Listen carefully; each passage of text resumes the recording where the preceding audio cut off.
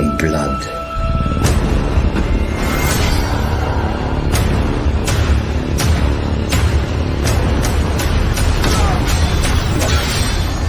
Dreams didn't make us kings. Dragons did. The threat of war looms.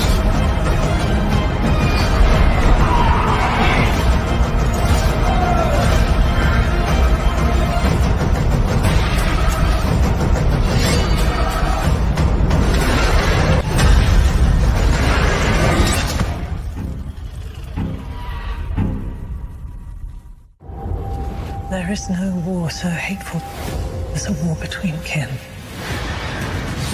I mean to fight this war and win it. I will not be thought weak. I wish to spill blood.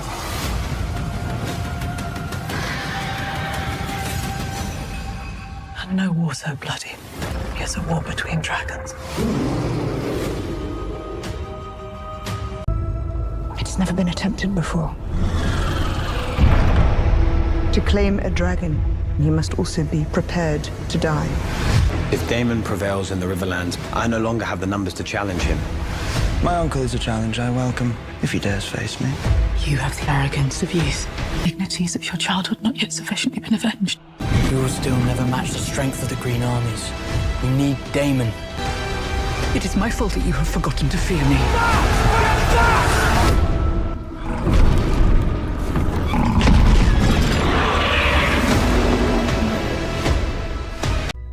With the loss of 4 dragons, Rhaenyra's only advantage was fading. Luckily for her, over the centuries, House Targaryen had spilled more than blood on Dragonstone.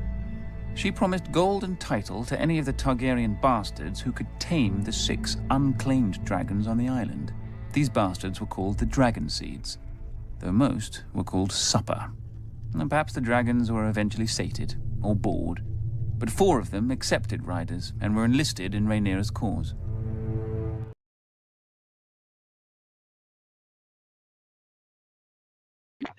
Welcome, welcome, ladies and gentlemen. Welcome, welcome. Here it is, folks. Here it is. We are getting down to the final 3 episodes of House of the Dragon Season 2. And I love how we have already got our Team Green and our Team Black representations in the chat. Love to see it. But where are my Team Dragon people at? Where are my Team Dragon people at? You guys know me. I am Team Dragon. Hashtag the real victims of the dance. Where are my Team Dragon peeps? Where are my Team Dragon peeps? But welcome, everybody. So glad to have each and every one of you here with us this evening as we hang out for the next 2 hours or so, as we wait for the next episode, episode 6, to upload of House of the Dragon on HBO. And this one looks like it's going to be an interesting one. Coming off in episode 5, where, at least, in these parts, a lot of people were not happy with the episode, but it didn't seem like it was a favorite episode of the season for a lot of people, myself included. I had my criticisms for episode 5 as well. Had some good scenes in there as well, too. Baela and Jace totally killed it in episode 5, I thought. But here we are. It looks like we are getting ready to start the Dragon Seed storyline, which, of course, is one of the most anticipated storylines coming into Season 2. Coming into Season 2, there are a few things, like right off the bat, I was really looking forward to. One was Cregan Stark. 2 was how are they going to adapt Blood and Cheese? How are they going to adapt Rook's Rest? And, of course, the Dragon Seed storyline. So it looks like we are getting closer and closer. And the Dragon Seed storyline looks, at the very least, to be starting in episode 6. I don't know if it'll be wrapped up in this episode. Might carry over into episode 7, but it at least is going to start in this episode if the trailer is any indication. So, yeah, we're going to get into it. We are going to get into it. We are going to take a look at the episode 6 trailer, along with some awesome episode 6 stills, and we are going to take a look at some of the remaining dragons that we are still yet to see in Season 2. Ryan Condal, of course, said at the beginning that we were going to be getting 5 new dragons this season. And so far, the only dragon we've seen this season that we didn't see in Season 1 was Moondancer. So it looks like we still have a few more dragons to be revealed in these final 3 episodes, and we are going to take a look at all of the possibilities and see just what magnificent beasts are going to be revealed over these final 3 episodes. But welcome one, welcome all. Let me scroll up here and see who is hanging out in the chat with us this evening. Again, welcome to everybody. So glad you guys could come and hang out with us for a little bit. We got Scarfi in the house, Scarfine in the house. W thumbnail. Thank you, my friend. Yeah, I love that thumbnail that still dropped a few days ago. This shot right here, actually, that is on the screen that you see before you, the formidable Sea Smoke. And Sea Smoke looks like he has gotten very big since his early season 1 episodes when young Laenor was riding him. Sea Smoke looks like he's gotten pretty massive. So that's going to be fun. I'm looking forward to seeing Sea Smoke again and some of the other magnificent beasts that we are going to see. Let's see what else we got. We got Kiwi Skirt in the house. What is up, Kiwi Skirt? Good to see you, my friend. And I definitely echo the sentiment of Misty here as well. Welcome, Misty. Hopefully, Kiwi Skirt's daughter is feeling better this evening. Kiwi brought her some soup the other night. What a great mom Kiwi is. So yeah, I hope your daughter is feeling better, Kiwi. And welcome, Misty. Welcome, welcome, welcome. Welcome, welcome. We got Naemon in the house. What is up, Naemon Targaryen? Good to see you, my friend. We got Rage Templar in the building. This is going to be like a chili festival for the dragons. Fatten them up for the cannibal.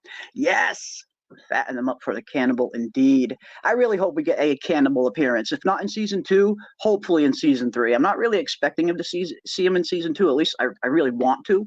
But hopefully, if we don't get a cannibal sighting in this season, hopefully we can get a nice cannibal sighting in season 3. That would be really cool. Cannibal is one of the dragons that I really wanted to see the most when I heard that they were going to be adapting the Dance of the Dragons. It was Caraxes, Tessarion, and Cannibal. Those were the top 3 I really wanted to see on screen. Along with Vhagar and Vermithor, of course, just because of their sheer enormity. And it looks like we are going to be getting a decent look at Vermithor this evening, if the trailer is any indication. We got Ando in the house. What is up, Ando? Zaldrizas, Bolskati, Ixos, Dador. Yes, my friend, a dragon is not a slave, and we are going to see those words tested like never before tonight, Ando. So a very fitting Valerian phrase to kick us off tonight, because yeah, we're going to see that a dragon is not a slave. I get the feeling we are going to see a lot of burnt dragon seeds in episode 6. I think we're going to see some burnt seeds, guys. Going to see some burnt seeds. We got Vic in the house. What is up, Vic? Always good to see you as well, my friend. Welcome, welcome, welcome. See Doc Hayes in the building as well. What is up, Doc Hayes? Welcome, welcome, welcome. The greatest swordsman in the world didn't have a sword. I love that line. I mean, I know we were talking a little bit about this. I don't know if it was in our last stream or if it was in the Discord, but I remember we were talking about this not long ago, and that's like one of the elements that House of the Dragon is kind of missing a little bit. That one character that has those really good, witty one-liners, like a Hound, like a Bronn, a Tyrion, a character around those lines. And that's where I really feel like Mushroom could have provided some really good comedic levity in certain times. But yeah, it seems like that's what the one aspect that House of the Dragon is missing, that one good one-liner character like a Bronn or a Hound. I mean, it doesn't get much better than some of the Hound's one-liners. He was probably my personal favorite. I mean, I'm gonna have to eat every fucking chicken in this room. Going to have to eat every fucking chicken in this room. Yeah, the Hound was great. I really love the Hound's dialogue. He had some of the funniest dialogue. Let's see what else we got in the house. Let's see what else we got in the house. We got Jarrod in the house. What is up, Jarrado? Good to see you as well, my friend. Welcome, welcome, welcome. I see Warlock in the building. What is up, Warlock? Welcome, welcome. Welcome, welcome. I'm ready to see Sea Smoke ruin someone's day for sure. I am too. And it looks like we very may well get just that. I think we're going to see a lot of dragon seeds getting their days absolutely ruined. Absolutely ruined. But it's going to be interesting to see who attempts to claim a dragon on the show compared to in the books. We have a rough blueprint as to what happens in the books, but I get the feeling the show's interpretation is going to be a little bit different. So I'm really looking forward to seeing which characters on the show even attempt to claim a dragon and which ones are going to really regret that choice. Which ones are going to regret that choice? We're going to find out. We are going to find out. We got Sangura in the house. What is up? Pink Dread will be claimed tonight. You might be right. Maybe we will see the ferocious Pink Dread get claimed by a rider. Could happen. It very well could happen. And welcome, welcome. Welcome, welcome indeed. Let's see what else we got. Oh, we got a $4.99 super chat from Brian Holiday. Wow, thank you so much, Brian, for the $4.99. Very much appreciate that. Why do you think Daemon fights for the claim of Jace and not Baela to Driftmark and his kids with Rhaenyra to the Iron Throne? Ooh, interesting. Interesting. Well, I think Daemon is when it comes to him, who inherits Driftmark, I kind of think of Corlys. We saw that really great scene between Baela and Corlys in episode 5, and that was actually one of my favorite scenes in episode 5, where Corlys finally says to Baela that he wants her to inherit Driftmark. And I love Baela's response. We'll take a look at that scene in a minute and talk about it. That was definitely one of the better scenes from episode 5. But when it comes to Daemon, I get the feeling he probably would just rather see it. I mean, I know Baela is his daughter, but Baela is a Targaryen at the end of the day. She's not exactly a Velaryon. So maybe they just want to keep Driftmark in the Velaryon family. And we hear Baela kind of echo that very same sentiment, that she is blood and fire, and that Driftmark must pass to Salt and Sea, which is a phenomenal scene. Again, that was one of the really good scenes from episode 5. I sought you at high tide. I was surprised when they said you were here. My castle is a tomb. Empty. Haunted. The wealth you brought back from Yi Ti and Ashai, inspiring awe and envy. I wonder if any of them knew it was all for her. Queen Rhaenyra wishes to name you Hand. Even the death of my wife does not content her. Pledge your peace to King's Landing, then. They will accept it most gleefully. Rhaenys was not only your wife, the queen who never was, and she flew to Rook's Rest of her own will, in defense of her kin. And she died. She died as she would have wished to die, with honor, in Dragonfire, in the way I myself wish to meet my end. You yourself may do as you see fit. I would make you my heir. I am blood and fire. Driftmark must pass to Salt and Sea.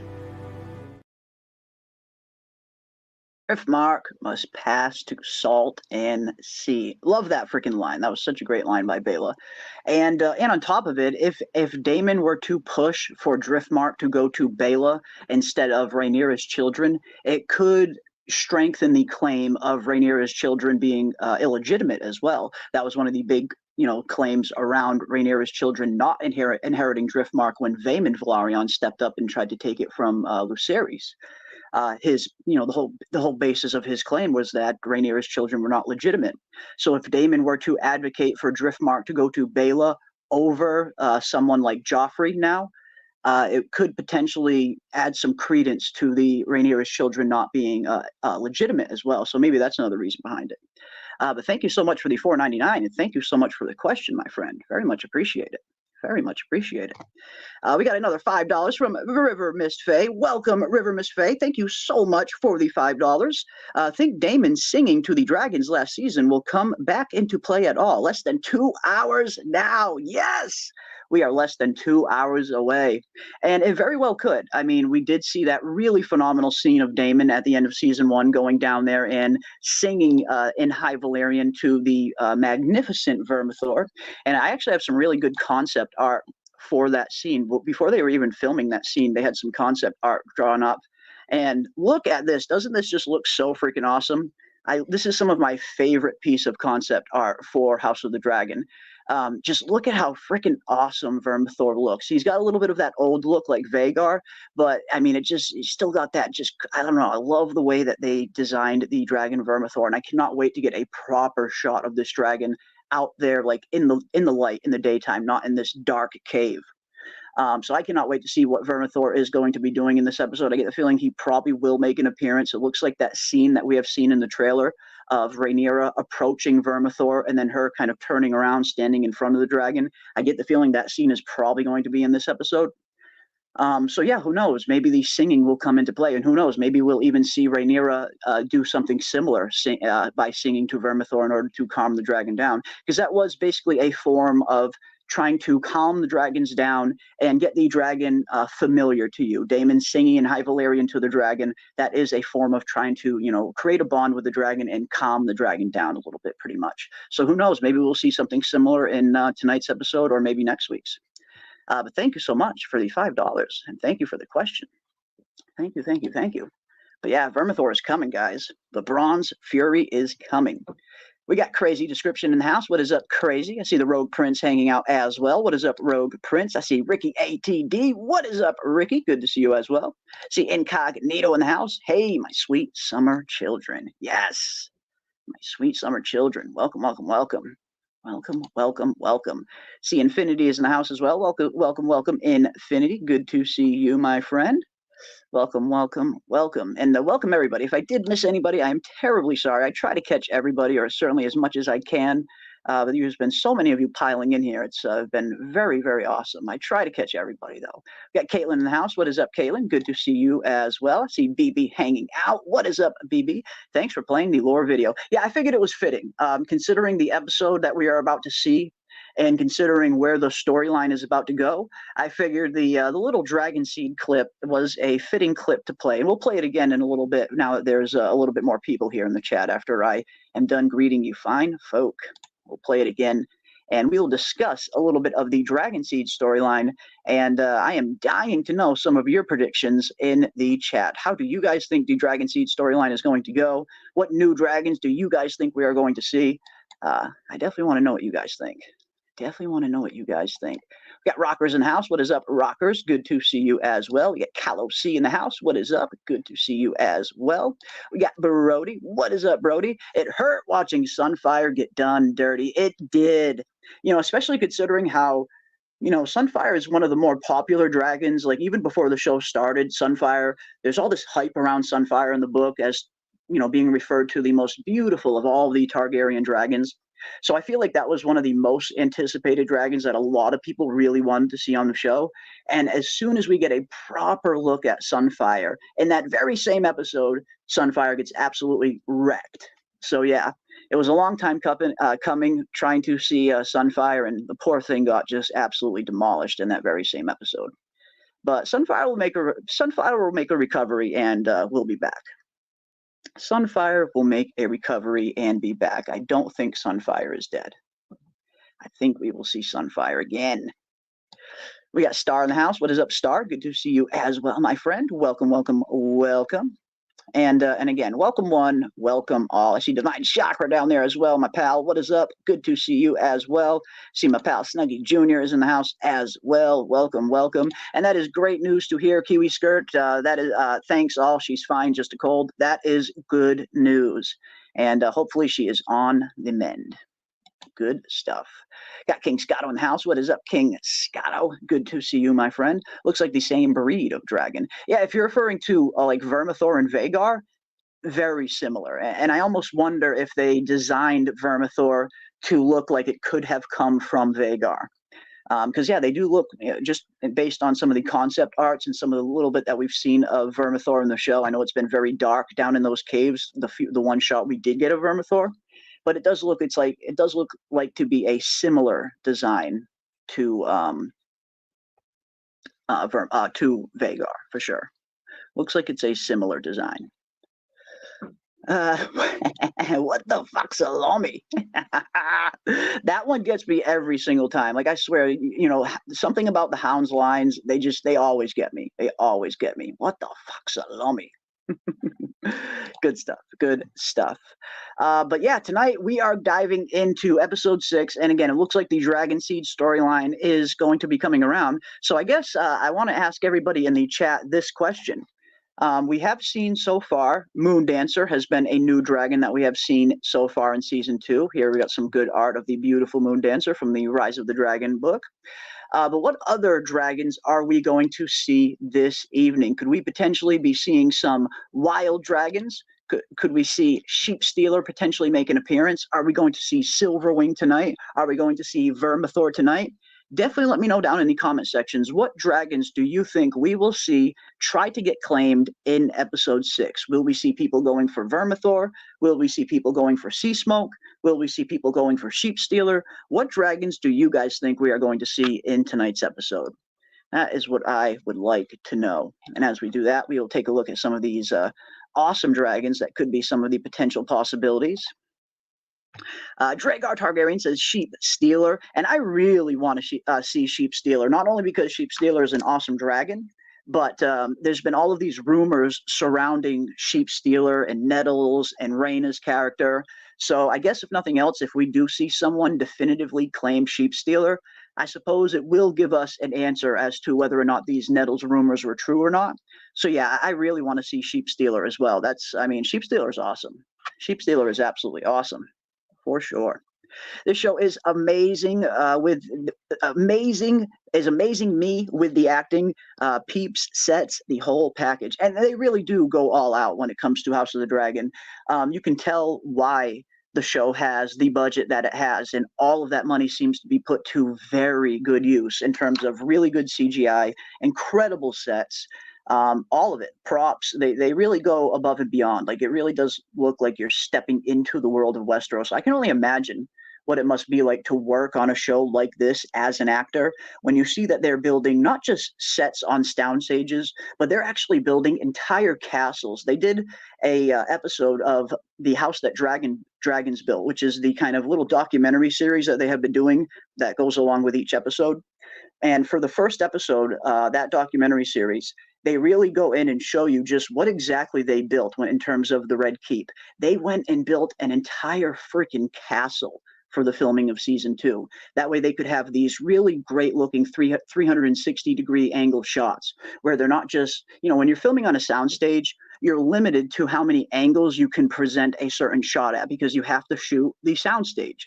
So you're kind of limited in your filming capacity. But when you build a set like they did for the Red Keep, where it's legit almost an entire castle, it really just kicks the door open in terms of some really good and interesting dynamic shots that you can get that you can't really get if you're filming on just a soundstage. So they really went all out when it comes to the production for House of the Dragon. They did not spare any expense. For sure. For sure. Is Moondancer Helena's dragon? No, Moondancer is actually the dragon of Baela, the dragon that we saw Baela riding a few episodes ago when she was chasing down Sir Crispin Cole. Moondancer belongs to Baela. Helena's dragon is Dreamfire. We got a very, very small, super quick glimpse of Dreamfire in season 1. It was actually in the episode where we got the appearance of the Pink Dread, actually, where young Aemond, the younger version of Aemond, goes down into the dragon pit and starts approaching Dreamfire. And Dreamfire lets away some fire, and Aemond kind of runs away. And they added some extra context to that scene in one of the behind-the-scenes episodes that isn't mentioned in the episode itself, but it is mentioned in the special features, that apparently younger Aemond, he used to apparently regularly go down to the dragon pit, and he would always try to claim his sister's dragon, Dreamfire. They described it as a Helena not riding Dreamfire all that often, which is a little strange. I would expect Helena to be just as much of a rider. But apparently the way they described it on the show was young Helena didn't ride Dreamfire all that much, so young Aemond would always kind of sneak into the dragon pit and try to claim his sister's dragon, but she would always kind of blast fire every time Aemond got close. So that was just a little added context around that scene. So we did get that very small glimpse of Dreamfire in season 1, but it was super fast. You could barely see it unless you pause it at just the right moment. But yeah, Moondancer belongs to Baela. Moondancer belongs to Baela. Let's see what else we got. What other dragons are you guys thinking we are going to see? I really want Vermithor, male version of Vhagar. I really want to see a nice proper shot of Vermithor as well. Again, I love something about this concept art. I just absolutely love. It's one of my favorite pieces of concept art from the show. So hopefully we will see some Vermithor tonight. Ando wants to see the cannibal. Hell yes, Ando. I mean, you guys know me. I'm a huge fan of the cannibal. We have this beautiful art from Doug Wheatley from the Fire and Blood novel of the magnificent cannibal snacking on eggs and baby dragons alike. We got this art from Urtek Alanos, one of the most phenomenal Song of Ice and Fire artists in the world. Yeah, I want to see me some cannibal. I want to see me some cannibal. I want to see some wild dragons. Hell yes. Hell yes. Divine Chakra wants to see some sea smoke. Hell yes, I'm right there with you. It looks like that's the one dragon that we are definitely going to see. If the trailer is any indication, we see sea smoke right in the trailer. We have this awesome still that they released a few days ago of sea smoke getting ready to let loose some fire. And we also have some interesting shots that have been in some earlier trailers that we haven't seen in any episodes yet. In particular, this one, that what looks to be either seeds or maybe dragon keepers just getting absolutely doused on fire. And who knows, maybe that'll be tonight. Maybe that will be this evening. But yeah, I would love to see cannibal. Would definitely love to see some cannibal action for sure. Sea Smoke and Sheep Stealer, who's in the Veil. Yeah, and that's another interesting thing, wasn't it? Yeah, there has been some rumors, some leaks, that apparently Sheep Stealer might get claimed in the Veil of all places, which is very interesting. So that's very interesting. I'm going to be interested to see what they do with that, and if those leaks turn out to be true. Sea Smoke and Sheep Stealer, awesome, awesome, awesome. Adam will claim Sea Smoke, and I think he will. Yeah, I think we will see Adam claim Sea Smoke. If not tonight, definitely next week. I definitely think we'll definitely see that. Yeah, that's going to be interesting. That is going to be interesting to see. That is going to be interesting. I want to see Tessarion, says April May. Hell yes, my friend. I am right there with you. Tessarion, the Blue Queen, absolutely phenomenal dragon. Here we got some great art from Jota Saravina, phenomenal Song of Ice and Fire artist. And yeah, I hope we get to see Tessarion. I'm not expecting to see Tessarion in Season 2, but I know we will definitely be getting Tessarion in Season 3 if we don't get Tessarion in Season 2. It doesn't look like they have cast Daron the Daring yet. There's been some rumors surrounding his casting, but nothing ever really confirmed. But with only 3 episodes left, I mean, anything's possible. Who knows what they're planning on doing with these final 3 episodes and where they're planning on ending the season. They have already shown that they have swapped some events around here and there. You know, the taking of Harrenhal by Daemon is something that happens in the book even before Blood and Cheese happens. But in the show, they push that event back a little bit. So they will kind of swap events every once in a while, which is totally normal. If it helps the adaptation tell a more cohesive story, I have no problem with little changes like that. So it's going to be interesting to see where they end Season 2 off. Will we see Tessarion this year, or will we see him in Season 3? I get the feeling it's going to be Season 3, but I could be wrong. I could be wrong. I could be wrong. Let's see what else we got. Let's see what else we got. Let me scroll up a little bit. Let me scroll up. Cannibal, the Hannibal of dragons, says Triss. Yes. And again, I mean, like, for me, my top 3 favorites, Caraxes has always been my favorite dragon, even before the show. I just always have really liked the dragon Caraxes, the way it's described, the bloodworm, the fiercest of the young dragons in the dragon pit at the time. So Caraxes was always a big favorite of mine. I really wanted to see Caraxes coming into the show. But again, after Caraxes, it was definitely Tessarion and Cannibal. Those were the next 2 that I really wanted to see the most. So I hope we get some Cannibal action. Again, if not this season, hopefully next season. Because Cannibal is just such an awesome dragon. I know Cannibal doesn't get claimed by anyone in the book. I mean, who knows what they're going to do on the show? The show could be totally different for all we know. But even if no one does even attempt to claim Cannibal, I hope we at least get a Cannibal sighting, just because the dragon's just so freaking cool. Even though it doesn't really play much part in the story narratively, it's just such a cool dragon that I really hope it gets an appearance. And maybe that's just my bias because I'm a real big fan of the dragon, but hopefully we get to see it. We got Crazy Description saying Sheep Stealer. Yeah, we got a lot of Sheep Stealer votes in the chat tonight, which is not too surprising at all. A lot of people really want to see Sheep Stealer. And yeah, I do too. Again, not only do I really want to see Sheep Stealer, but I want to see who claims Sheep Stealer as well. Because again, that will definitely put to rest, you know, or at least it will tell us definitively what is going on with House of the Dragon, whether Nettles will be coming in, whether Rain is going to claim Sheep Stealer. So yeah, I'm looking forward to that. I am looking forward to that. And if Nettles isn't in the show, I'm looking forward to seeing what their plan is going to be for that. Like, if they're deliberately not putting Nettles in the show, I have to imagine they have some kind of plan for that. So either way, I'm gonna kind of give them a chance and see where it goes. But I'm looking forward to seeing it. Definitely looking forward to seeing it either way.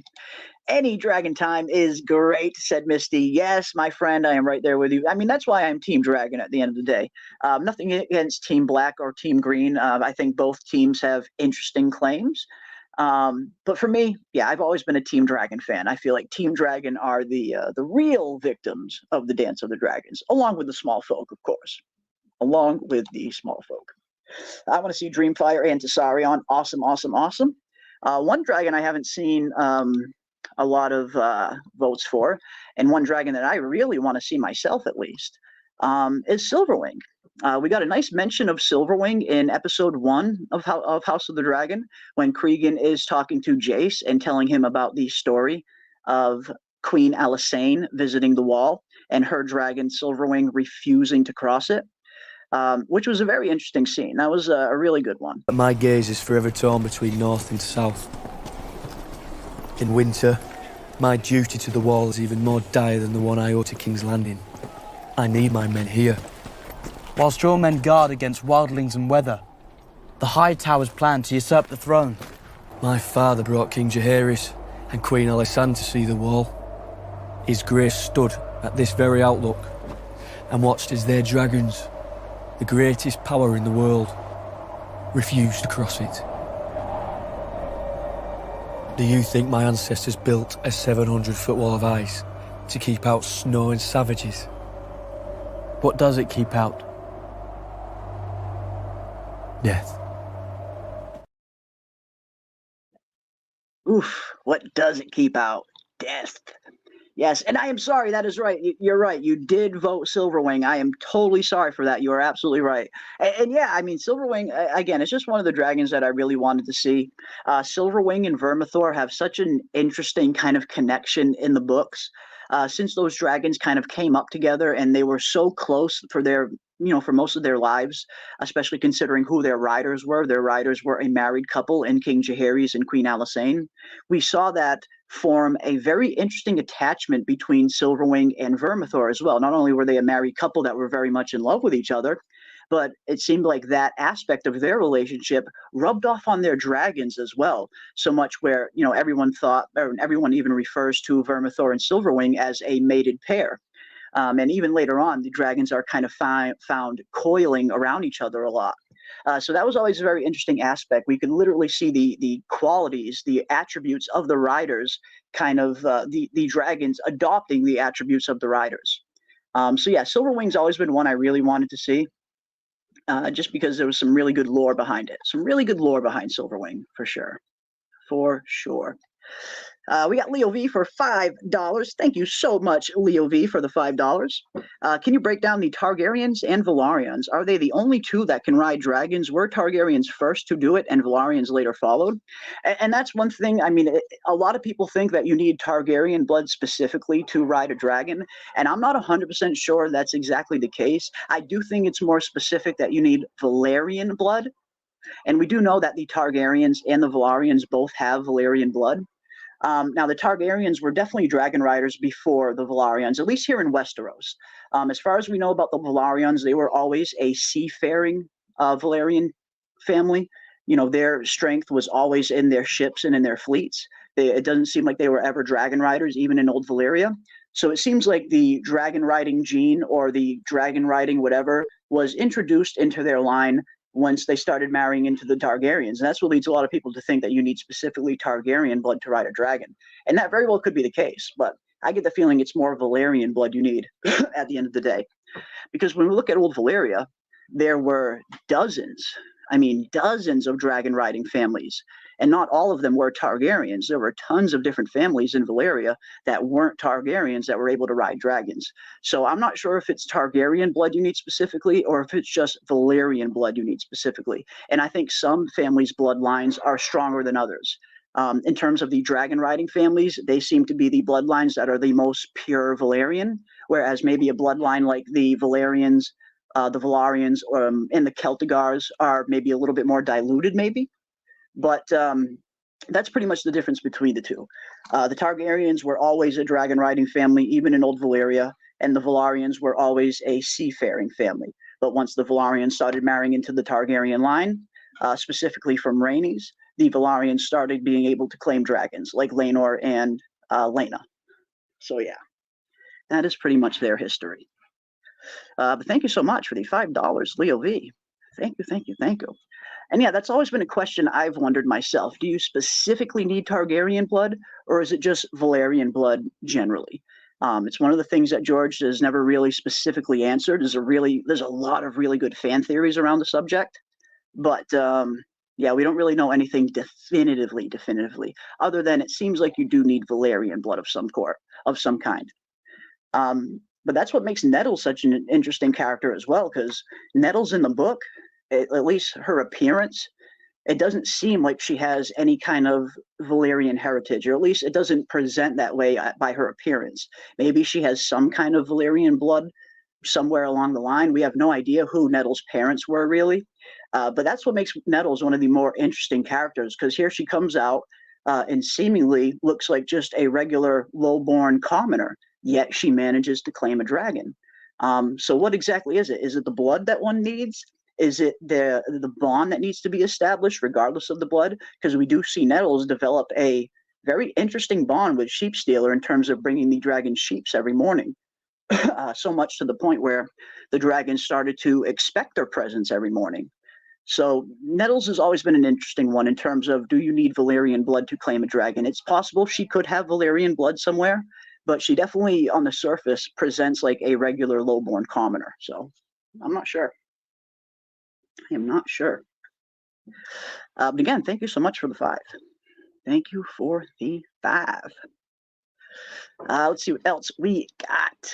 Let me scroll up here a little bit.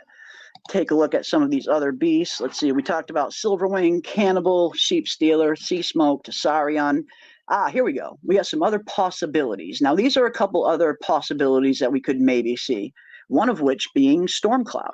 Stormcloud was one of the dragons that was rumored to be one of the new 5 that we are going to be getting in Season 2. We got a mention of Stormcloud when Rhaena and Joffrey were sent to the Vale, but I don't remember actually seeing the dragons themselves. So it looks like we only saw the cages of the dragons, and these dragons are still hatchlings. They're still very small on the show. For some reason, they have severely aged down young Viserys and Aegon the Younger. So it's going to be interesting to see what part they play in the story. If they have a similar part in terms of leading up to the Battle of the Gullet, that could be interesting. But Stormcloud is another potential possibility to be one of the new dragons we could maybe see. And of course, there's also Tyraxes.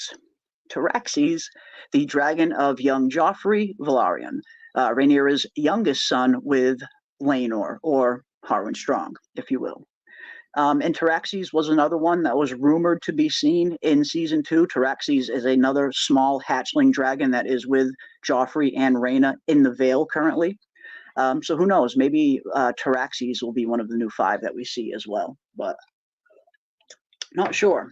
We don't really have much to go on other than some unsubstantiated leaks that were going on a little bit earlier. So we don't really have a whole lot to go on other than where Fire and Blood the book goes from here.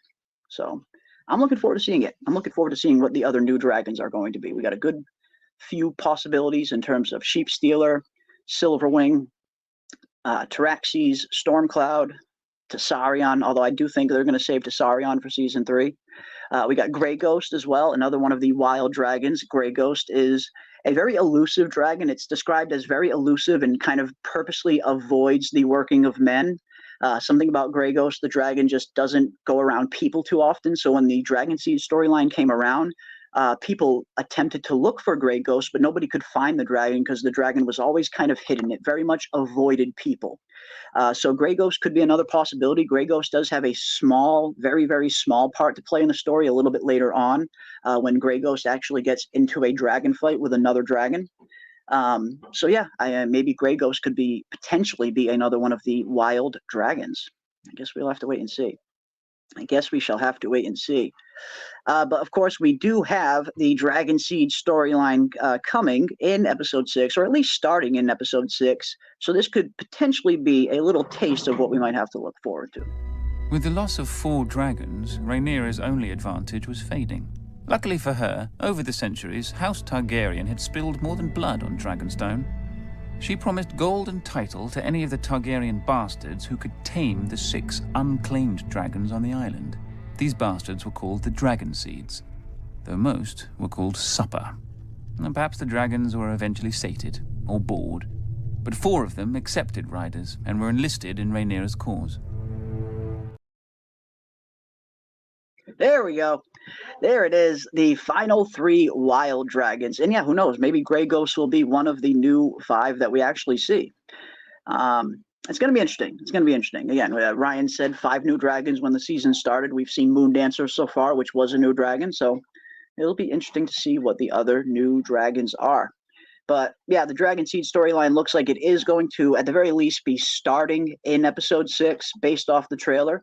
And I guess now is a good time where we can dive into some of the trailer and take a look at what we could potentially have to look forward to in episode 5, because episode 6, excuse me, because it is right now around 1 hour and 15 minutes away.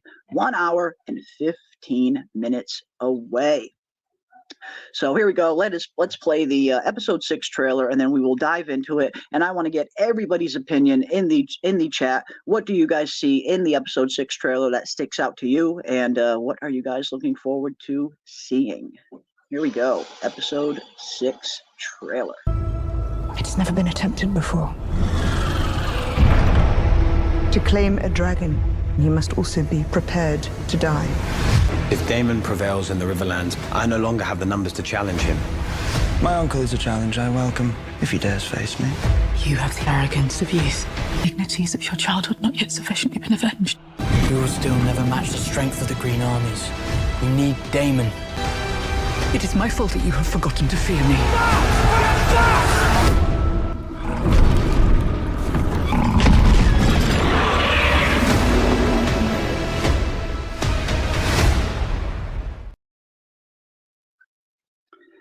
And right off the bat, one thing that I've really loved about season 2 so far, we've been getting some really nice interior shots of inside the Dragon Mount. I just really like these interior shots. It really gives you a sense of just how big Dragonstone potentially is, which again is something that doesn't really come across in Game of Thrones. You're really getting to see just how big some of these places are in House of the Dragon, like Harrenhal in this. But I love these shots. Love these shots. But next we see Rhaenyra, a little shot of Rhaenyra and her Black Council, and we hear Rhaenyra talking to somebody. We can't quite see who, but it looks like someone with maybe dark hair, if this little corner bit is any indication. But it looks like we see Rhaenyra speaking to someone, saying, "In order to claim a dragon, you must be prepared to die." And there's a few possibilities here. The possibility that popped into my brain right away was maybe this is Sir Steffon Darklyn that she could be talking to. We know that Sir Steffon Darklyn, which is a member of her Queen's Guard, does attempt to claim a dragon in the book. And we saw in the previous episode, or episode 4, the Battle of Rook's Rest, we saw Sir Steffon Darklyn's home, Duskendale, get sacked by Criston Cole and his father beheaded by Criston Cole. So if anyone is going to have enough motivation to want revenge against the Greens, it's probably Sir Steffon. So I wonder if we're going to get a similar storyline for Sir Steffon on the book, in the show, compared to in the book, because he is one of the characters that attempts to claim a dragon. And who knows, maybe this is her telling Sir Steffon that in order to claim a dragon, you need to be prepared to die. She's right. It's the most dangerous thing, trying to claim a dragon. Fire-breathing beasts. Fire-breathing beasts. But yeah, I'm looking forward to seeing who she's talking to here, and looking forward to seeing who attempts to claim dragons. Should be interesting. Should be interesting. Daemon needs to snap out of it. Yes. Daemon, that has been one of the storylines that has been kind of coming under some criticism as of late. I really enjoy the Daemon and Alice Rivers Harrenhal stuff at first. I feel like it was good for like the first 2 episodes that they were doing it, but now that we're getting into 4 straight episodes of Daemon DMT tripping his ass off around Harrenhal, yeah, it does feel like it's starting to drag on a little bit. They need to wrap that storyline up already and get Daemon back to the Rogue Prince that we know and love. But then again, that might just be my bias because I'm a big fan of Matt Smith in the role. He seems like he's really good at Daemon. But yeah, that has been a storyline that I have seen a lot of you in my comment sections saying lately that you feel like the Daemon Harrenhal trippiness stuff has been going on a little too long. And that's totally understandable. I kind of feel similar as well. I enjoyed it at first, but it does feel like it's starting to carry on a bit. See what else we got. I love all the dragon trainer scenes.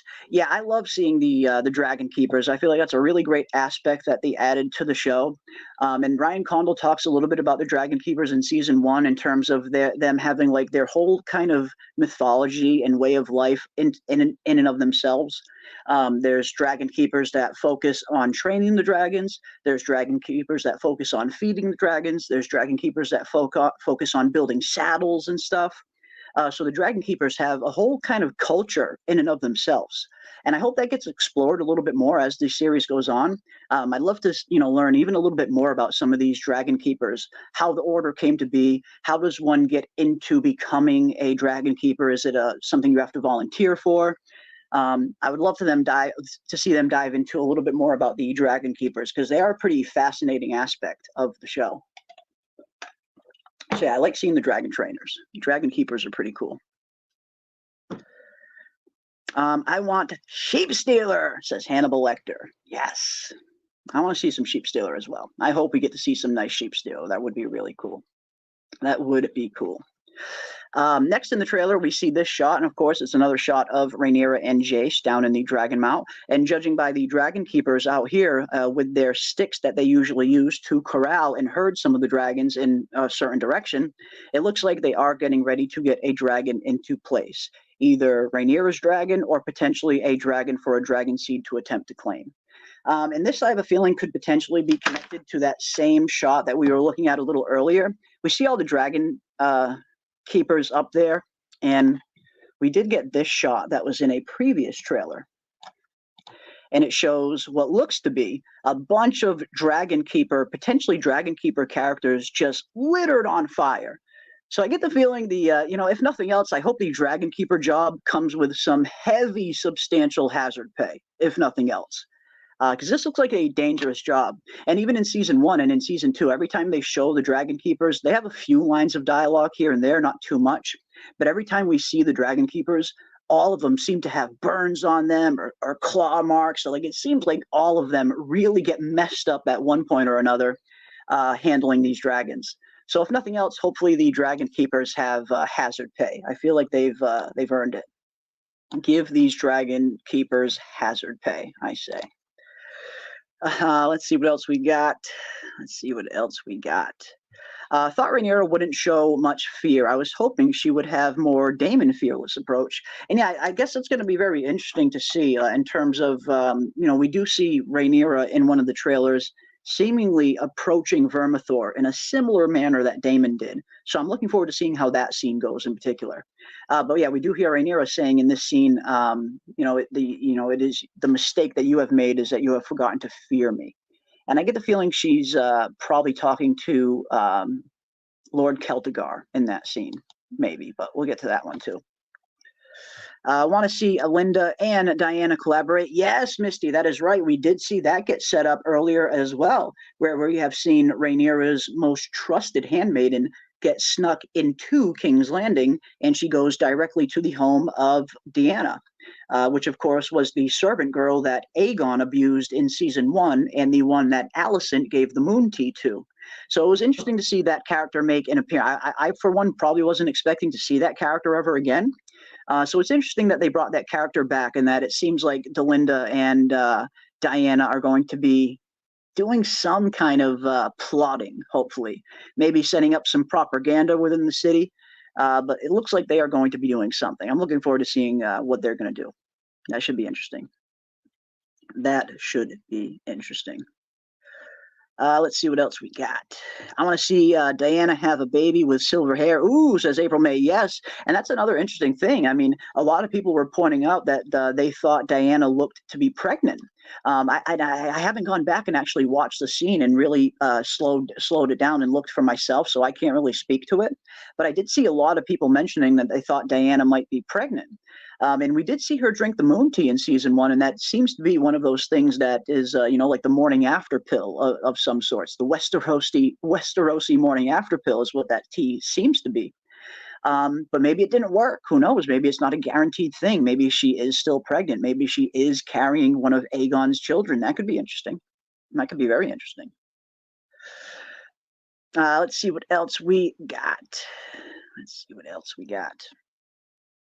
Next, we see Rhaenyra saying, hopefully the gods will favor us. So it's going to be interesting not only who claims dragons, but who Rhaenyra allows to even try to claim a dragon. Is this going to be one of these free-for-all things where, hey, come one, come all, and claim a dragon, all are welcome? Or is it going to be one of those things that she kind of limits to people that she suspects have Targaryen blood?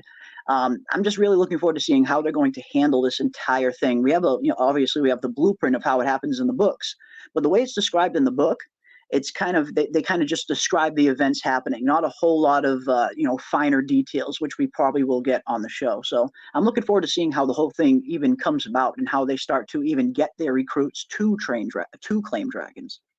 So that should be interesting. Damon's been tripping balls for 3 episodes. Damon's been tripping balls for 3 episodes. Yes, he has. Yes, he has. And who knows? Maybe this will be the 4th. Maybe this will be the 4th in a row. It's quite a long trip. That is quite a long DMT trip. That Harrenhal DMT must be pretty strong. It must be pretty strong. Let's see what else we got.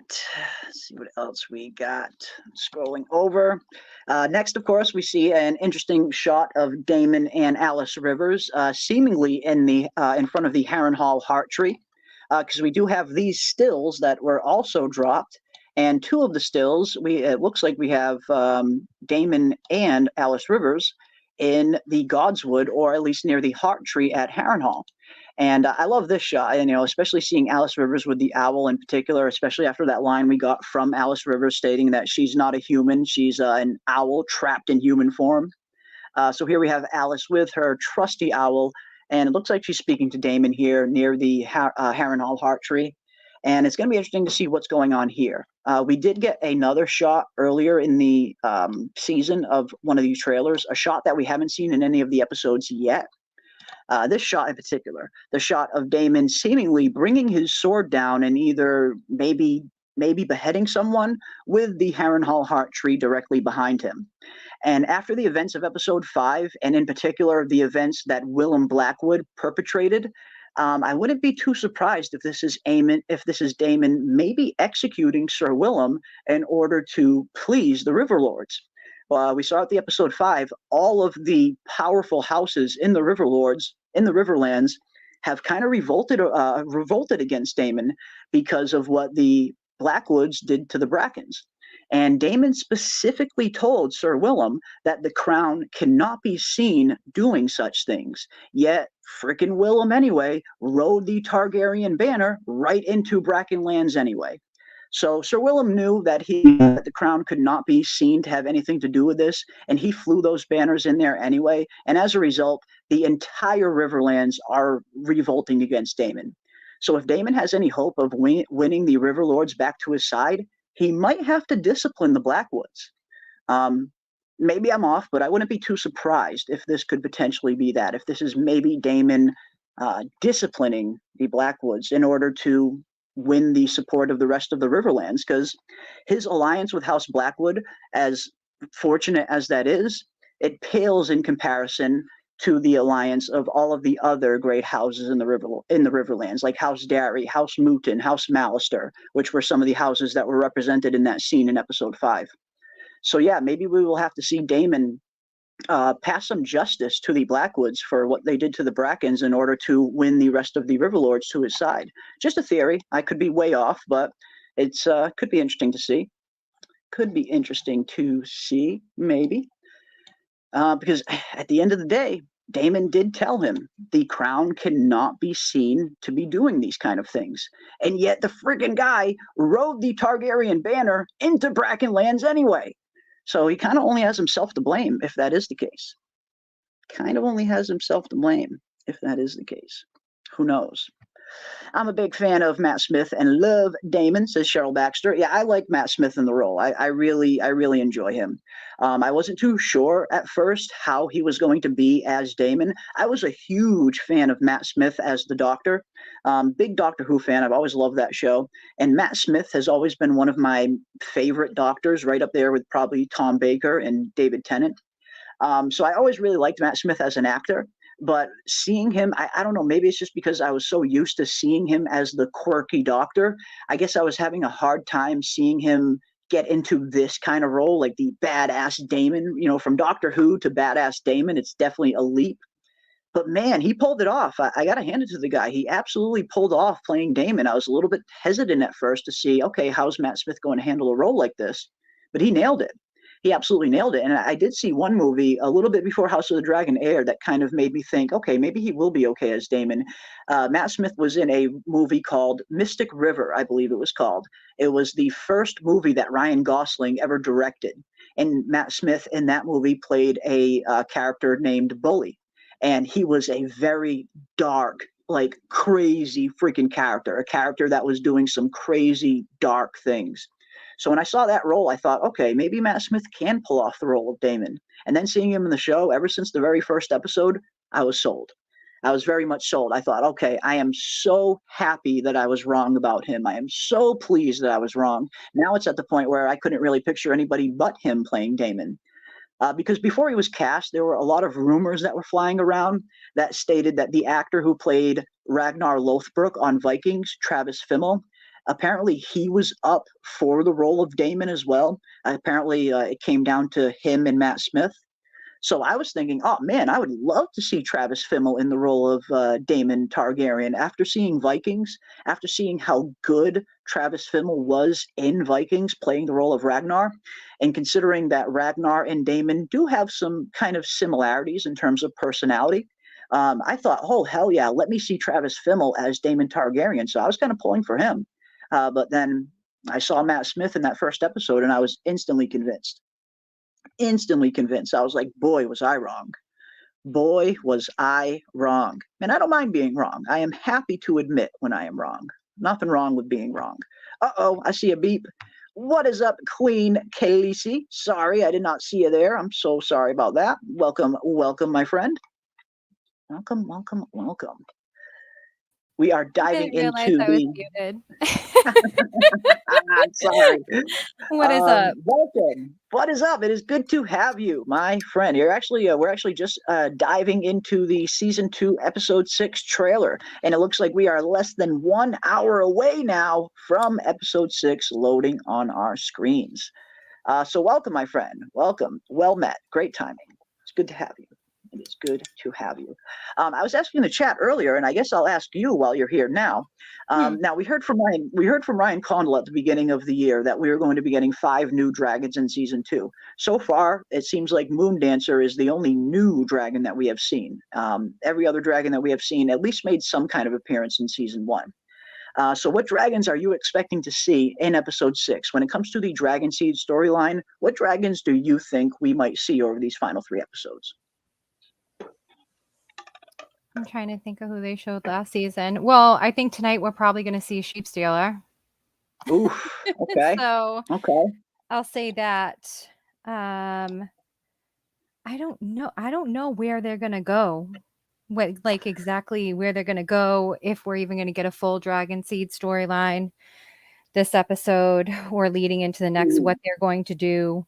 To be honest. So I think it'll carry into episode 7. I think the Dragon Seed storyline will probably start in episode 6, but I'll be surprised if it wraps up all within this episode too. I wouldn't be too surprised if it carries on to episode 7 a little bit as well. So I'm trying to think. Who haven't they shown yet? So we're not going to see Tessarion this season. So we're not going to see him. I think they're saving Tessarion for season 3 as well. In terms of dragons, they haven't shown so far that we could see in season 2. Obviously, Sheep Stealer is a big possibility. Yeah, we'll see him Silverwing, tonight, I'm sure. Yeah, I think Silverwing is another one we will definitely see. If not tonight, definitely next week. Silverwing will definitely be in there. We'll see Vermithor, but we have already seen Vermithor. But I just really want to see Vermithor anyway because it's I just know such the an awesome design looks dragon. so cool. It does, and I know you and I have seen this before, but I was showing the chat earlier. I love this concept art of Vermithor. The dragon just looks so freaking awesome. It looks amazing. So awesome. Why couldn't they make Love it. Vagar look like a cool older dragon? Well, it looks like they're kind of sort of trying to make Vermithor similar in design to Vagar. And I dig it. They're the two biggest dragons on the show. A lot of people think Vermithor came from Vagar. That is a theory. Yeah. So I wouldn't be too surprised if they look a little similar. So I doubt they're going to show. I think we're only going. I think we're probably going to see. I think we're going to see Sheep Stealer tonight. That's what I think. As for the other, like that, are a possibility. Yes. Yeah. I think Sheep Stealer and Silverwing are. I will never get over that, what they did to my Vagar. Absolutely not. So I think tonight, I don't think they're going to. I'm really torn on what the third dragon is that they're going to show. I want to see Cannibal. I was just going to say any other wild dragons, maybe either Cannibal or Grey Ghost. Grey Ghost. It could be Grey Ghost. Depending on what they're going to do with the storyline, we're never going to see Morning. So don't have to. Depending on what they do with Reyna and Sheep Stealer and Nettles and all that. And I feel like, I was saying this earlier, but if we do see Sheep Stealer tonight and we do see Sheep Stealer get claimed by someone, at the very least, that'll answer our question as to whether or not Nettles will be in the show. If not, if we see somebody else claim Sheep Stealer, that'll probably at least answer our question that Nettles probably won't be in the show, if nothing else. So I'm just trying to think. They did show the two dragons that left with are they counting like Stormcloud, which is supposed to be like Aegon the Younger's dragon? That's what I need to know, because if they're counting those two dragons, right, that means that we're probably then that means there's only two left. But we didn't really see Stormcloud or Taraxes. We only really saw their cages. We didn't actually see the dragons themselves, and those dragons are both hatchlings. But that was some of the rumor coming into season 2 that Stormcloud and Taraxes were going to be 2 of the 5 new dragons. And if they are counting those dragons, then that leaves only 2 more, which would probably be Sheep Stealer and Silverwing at that point. So I'm going to say yes, they're counting those dragons, because they counted the little shot we got of Vermithor and barely the shot that we got of Sunfire last season. Mm-hmm. They counted that as them being shown. So I don't know. And we really haven't seen much of Dreamfire. I mean, for granted, I know. No. I mean, I would really like to have a nice, good look at Dreamfire. Dreamfire is supposed to be this beautiful pale beast dragon with silver on her and stuff, and she's supposed to be gorgeous. But I wonder if it's because of now that they're saying for show canon that Syrax is the dragon that is the mother of Daenerys' dragons. Yeah. And Dreamfire's design did look very similar. It did to Drogon. It did look similar. It did look pretty similar, and Sea Smoke as well. Sea Smoke's design looks kind of similar to Daenerys' dragons as well, with the horns and the way that the face is laid out. Sea Smoke. Obviously, we're definitely going to see Sea Smoke either get claimed tonight or someone at least attempt to claim Sea Smoke. Whether we see Adam Velaryon successfully claim that dragon in this episode or next week's is still up in the air. But if nothing else, it does look we are going to definitely get some Sea Smoke action. And Sea Smoke looked huge in the freaking trailer. Sea Smoke has gotten pretty big. And even when we look at this shot of the 2 of them on the beach, but I which wonder, is a scene that we haven't seen yet, look how much bigger Sea Smoke is than Syrax. I have a question, though. So where was Sea Smoke being held before? It looks like in the Dragon Mount. It looks like Okay. Sea Smoker's in the Dragon Mount with the rest of them. So that means that once he got out, he grew Yeah, it looks like he tremendously. grew. I It mean, looks like he I grew a mean, lot. we all know basically like any dragons that are in the dragon pit, it definitely did affect their size. And even we saw in Yeah. Game of Thrones when Khaleesi had Rhaegal chained down there with Viserion, that they were a lot smaller than Drogon, that it affected their Yeah. growth. And that Yeah. is something that is also, well, I can't even bring up books. I always want to bring up the books, but Well, yeah, it's the only thing so we have to compare it to at the end of the day, and I get that in the comment section sometimes that why are you comparing it to the books? It's like the book it's hard is the not source to. material. The Well, book no, is the the book source is the material. source material. It's literally the only thing we have to compare it to. So I don't find any problem comparing it to the book. I mean, it's just fun discussions at the end of the day. That's all we're trying to have. But yeah, I do see that comment every once in a while. Why are you comparing it to the book? It's like, well, the book is the I source get that. I material. Why get it wouldn't I all the compare it? time. Yeah. I literally get that all the time. Mm. And I'm like, But well, no, it's I'm cool. sorry, I Everybody's was a welcome book to their lover opinion. first. Yeah, it's cool. There would be no Everyone's Game of welcome to theirs. Thrones, no House of Dragon without George's books. I Mm. mean, and I still think because I was rewatching, I've been rewatching as I've been working at my comic shop job on the weekends, all the history and lore that was done with the Game of Thrones DVDs. And their version of Dance of the Dragons, that was done with the cartoon, although the cartoon art style, whatever they were doing, it looks like a moving book, is Yeah, I not have it my uploaded on my absolute channel. favorite. Mm. Their version of Dance of the Dragons is amazing. So if no one's watched it, I definitely think It check makes it out. yeah, it makes a few changes. It swaps a few events around. Like I have that loaded up on my channel actually. If anyone hasn't checked it out yet, definitely check it out. It's called the Dance of the Dragons full version history and lore. It's basically a 20-minute little animated video. It's a very condensed version of the Dance of the Dragons, but a lot of it is adapted like super well. Like their version of Blood and Cheese is so freaking good. I love the animated version of Blood and Cheese. It's perfect. But I was playing this a little earlier, and it looks like this is part of the Dragon Seed clip from that very same video. With the loss of 4 dragons, Rhaenyra's only advantage was fading. Luckily for her, over the centuries, House Targaryen had spilled more than blood on Dragonstone. She promised gold and title to any of the Targaryen bastards who could tame the 6 unclaimed dragons on the island. These bastards were called the Dragon Seeds, though most were called Supper. And perhaps the dragons were eventually sated, or bored. But 4 of them accepted riders and were enlisted in Rhaenyra's cause.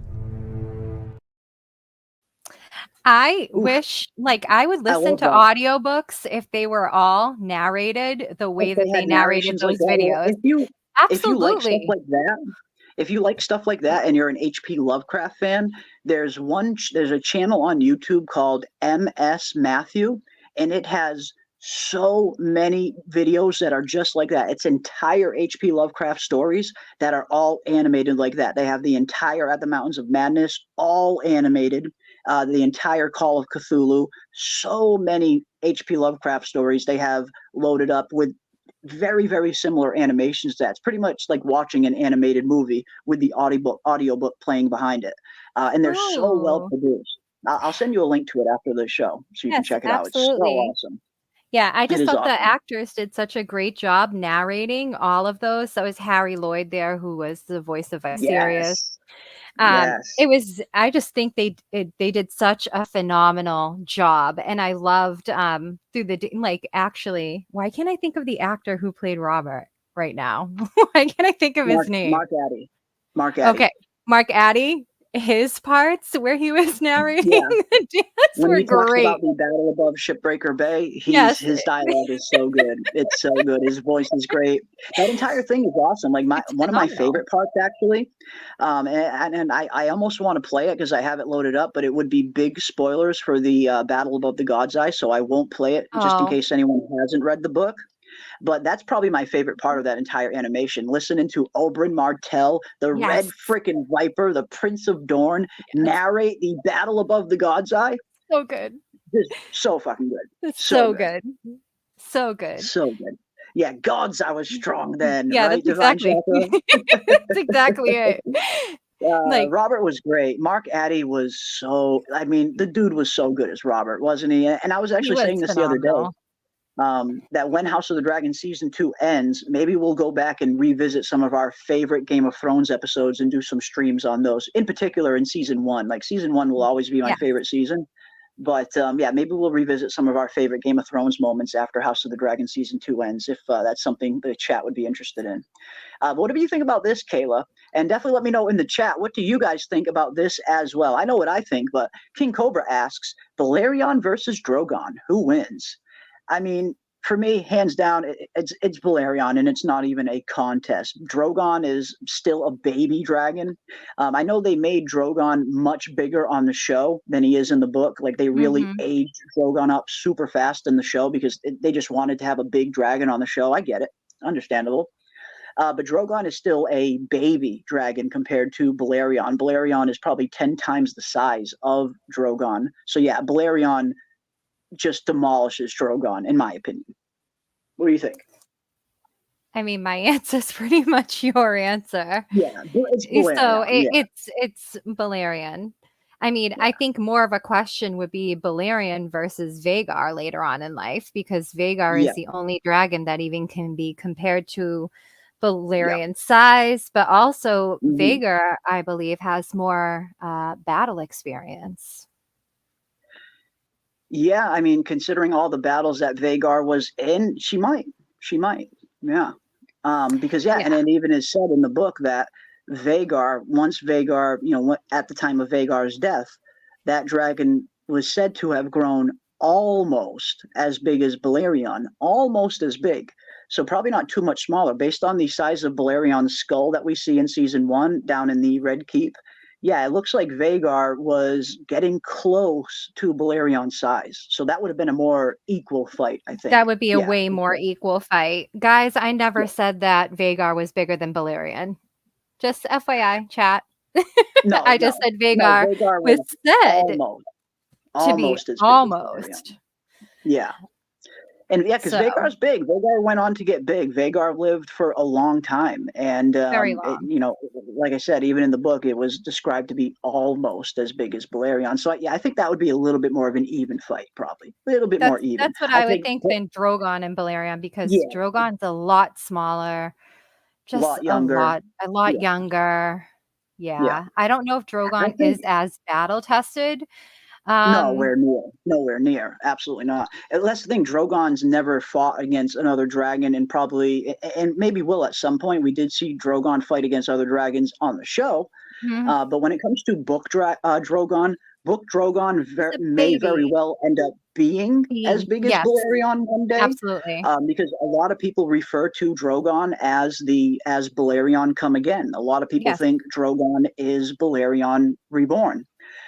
So I think I wouldn't be too surprised if Drogon ends up getting as big as Balerion at some point, or close to as big as Balerion at some point. Maybe if both dragons were at the height of their age, say if you take Balerion at like 150 years old and you take Drogon at 150 years old, that would be the match I would want to see. Same age, close to similar sizes, that would be a pretty sick match. But as of right now, yeah, Balerion is just way too big and way too powerful for the young Drogon. But Drogon could potentially get very big. Who knows how big Balerion's going to get?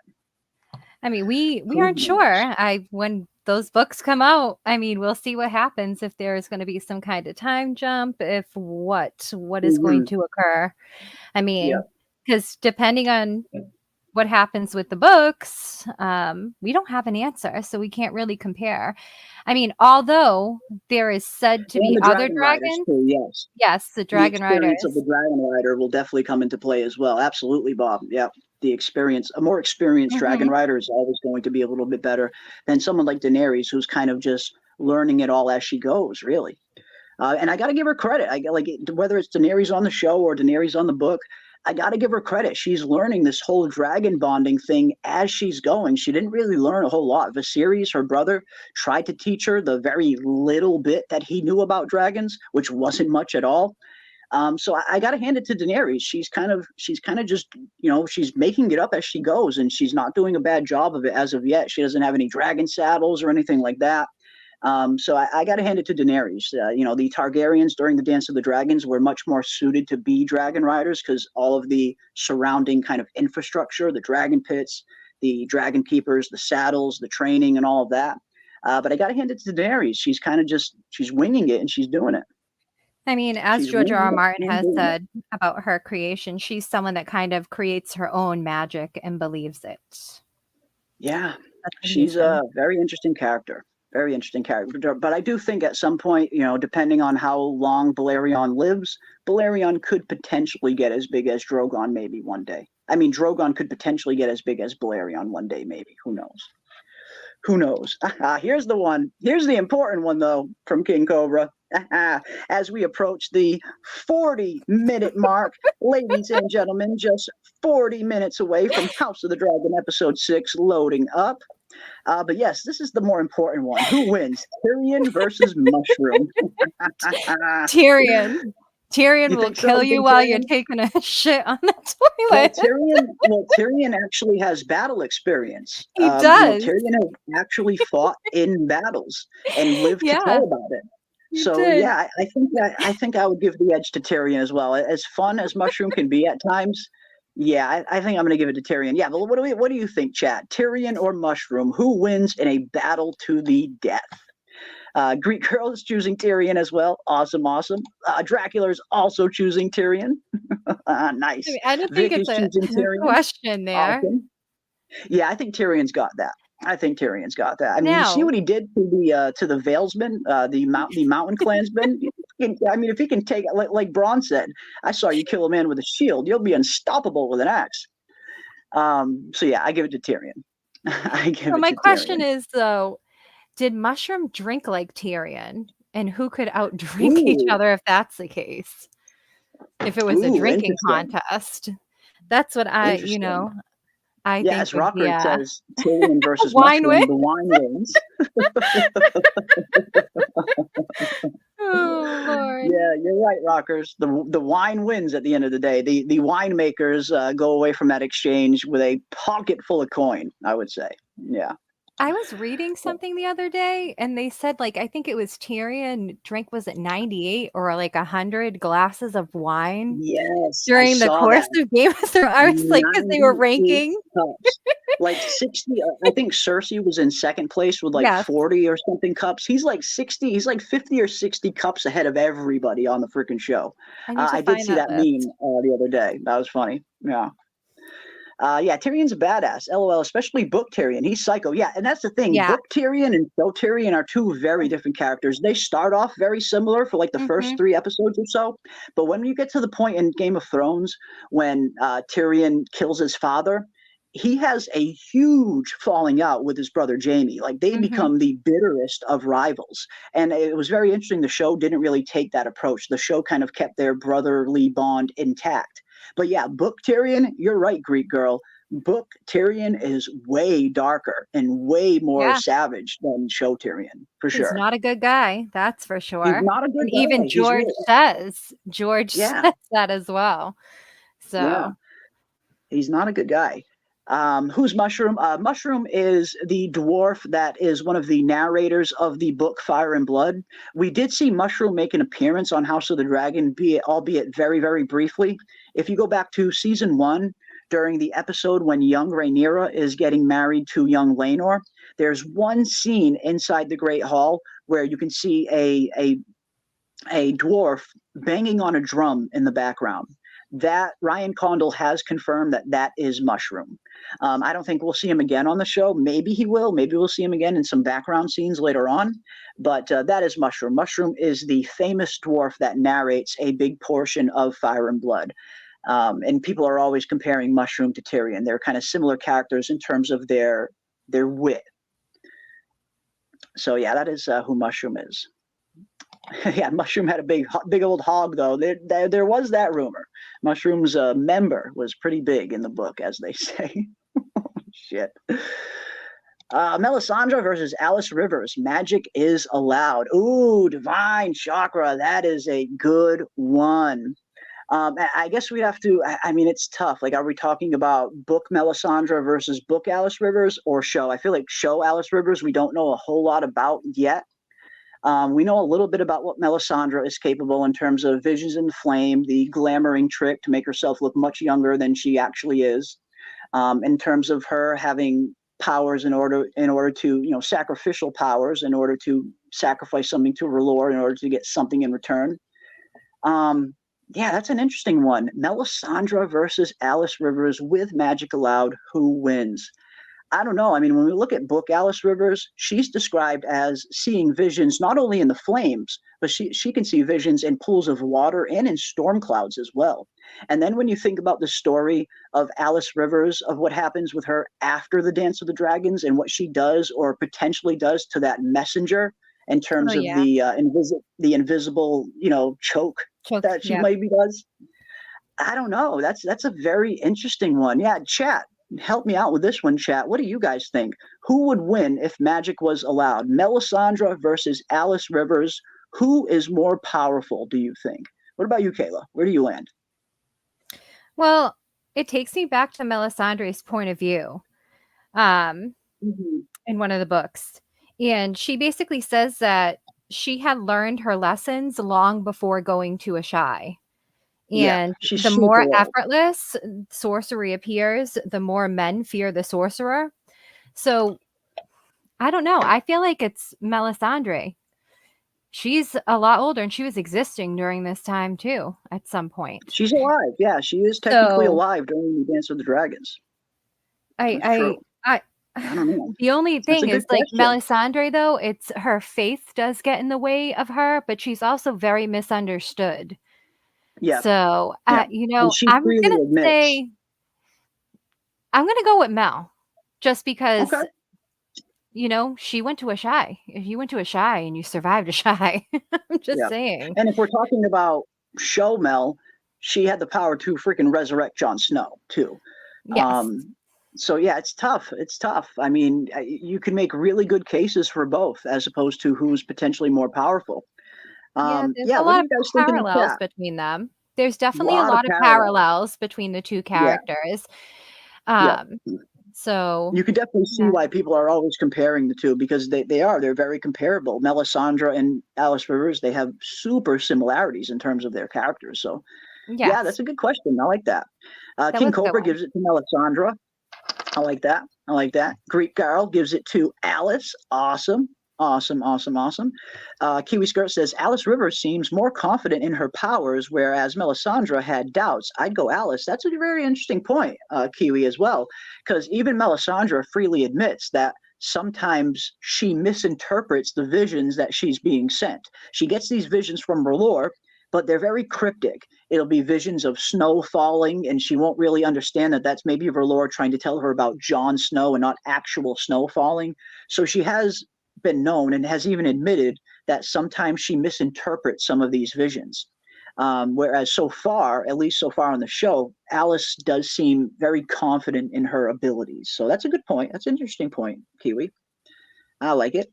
What time does episode 6 start? Episode 6 starts in just over a half hour from now. Right now it is 8:26 Eastern Standard Time, and the show will be loading up at 9 p.m. Eastern Standard Time. So we are less than just over a half hour away. And I think I'll have to double check with Kiwi, but I don't know if we are going to be streaming it live in the Discord this evening. But if we are, of course, everybody is welcome to join us and watch episode 6 with us in the Discord if we're streaming it. I'm not sure if we are or not. Yeah, I'm sure Kiwi will let me know. But yeah, let's see. Let's see. We got another one for Alice. Misty says Alice all the way. Awesome. We got a $2 super chat from Vegarian. What is up, Vegarian? I bet we'll see dragon seeds become barbecue tonight. Hell yes, my friend. I think we will as well. If this image is any indication, It looks like there are going to be some flames getting spit left and right. That's why Oh my whenever goodness. we get to the later episodes in a season, I always try to go back to some of the earlier trailers and I look for specific shots that haven't been in any of the episodes yet. And that's why I compiled a few of these shots right here. Every single one of these shots were in the season 2 trailer before the series started, but none of these scenes were in any episode yet.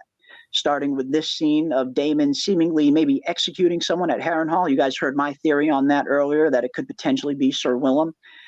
This scene we haven't seen in any episode yet, the scene of Alicent kind of walking out into that lake in just her gown. We still haven't seen this scene of Rhaenyra and seemingly maybe Adam of Hull and Seasmoke meeting on the beach. We still have yet to see this scene of Bela losing it up there on Moondancer. And we haven't seen this scene either. And it looks like, I don't know if this is dragon seeds or if it looks like dragon keepers. This looks a little more like they are dragon keepers based on their attire. But it looks like, yeah, people are going to get roasted. People are getting roasted, Vegarian. You are absolutely right. I think you're right in your assessment. And thank you so much for the $2 super chat. Very much appreciate that. Thank you, thank you, thank you.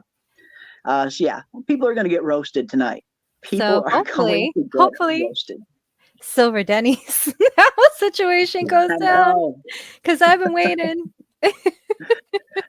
It's going to be interesting to see what they do with Silver Danes. We did see confirmation before season 2 started that they did cast an actor to play Silver Danes. So Silver Danes will be on the show, but I wonder how Silver Danes is going to meet with his tragic end. I know Kayla and I are huge fans of what happens to Silver Danes in the book. It's just absolutely hilarious. The poor guy gets put through the worst of the worst. Gets an arm bit off by Sheep Stealer, only to have his sons come over to try and help him, and then the cannibal descends down out of nowhere and eats everybody. So yeah, it's going to be interesting to see what happens to Silver Danes on the show. Will we get a cannibal sighting, or will another dragon take the place of cannibal on the show? Maybe Sheep Stealer will do all of it herself, maybe. I don't know. But yeah, we will see. We will see in 30 minutes from now, ladies and gentlemen. 30 minutes from now.